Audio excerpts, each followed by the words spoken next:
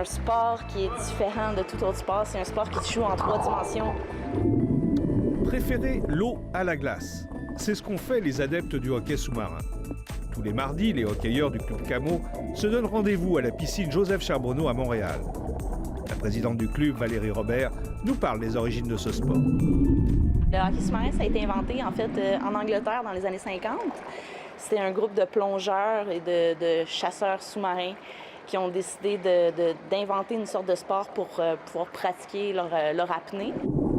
Le hockey sous-marin se joue en 2 périodes de 15 minutes. 6 joueurs de chaque équipe se font face. L'objectif est simple, mettre une rondelle de 3 livres de plomb à l'aide d'un bâton d'une trentaine de centimètres dans un but.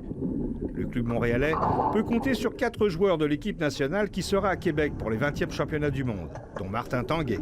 La différence dans le hockey sous-marin par rapport à d'autres sports, c'est la ténacité. C'est la capacité à rester dans le fond, étant donné que c'est un sport en apnée.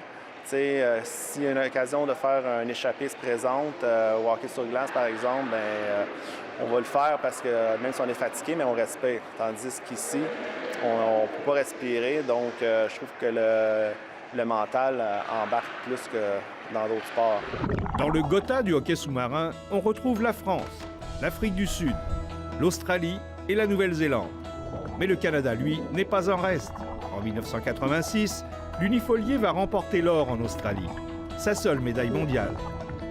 Alain Lebeau faisait partie de l'équipe et il se souvient que tout avait commencé en 1984. On était parti à Chicago dans l'intention d'arriver premier. On a mangé une claque d'en face. On est arrivé 5e. En 86, on est arrivé en Australie. Personne ne nous attendait. Les underdogs, on est arrivé premier. On est bien fiers de notre victoire. 9 gars de Rosemont, 3 Lebeau, 3 Pilon, 1 gars de Toronto. Revenu à Montréal, Alain Lebeau et son équipe s'attendaient à un retour triomphal.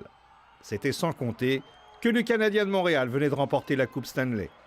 Ils ont tout de même été reçus à l'Hôtel de Ville. On a été honorés à la Ville de Montréal. Le bras droit du maire de l'époque, il avait fait un lapsus terrible. Il dit, il était devant les caméras comme ça, puis il dit, j'ai en face de moi des joueurs qui jouent au hockey souterrain. Non, monsieur, je pas hockey souterrain, hockey sous-marin. Le Canadien de Montréal n'a peut-être pas fait les séries, mais une chose est sûre, c'est qu'une équipe canadienne sera des championnats du monde.